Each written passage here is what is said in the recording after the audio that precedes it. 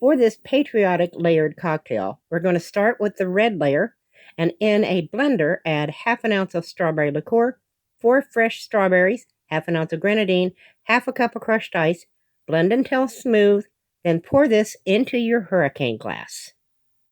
For the second white layer, in your blender, add 1 ounce of white rum, 1 ounce of coconut milk, 1 tablespoon of coconut cream, half a cup of crushed ice. Blend this until smooth and pour this on top of your red layer in your hurricane glass. For your final blue layer, in the blender, add 1 ounce of strawberry vodka, 5 to 10 drops of pea flower extract, a tablespoon of orgeat syrup, half a cup of crushed ice. Blend this until smooth. Pour it on top of the white layer in your hurricane glass. Garnish with a fresh strawberry, add a couple of patriotic straws and some other patriotic cocktail decorations, and enjoy the Star Spangled Cocktail from MartiniDiva.com.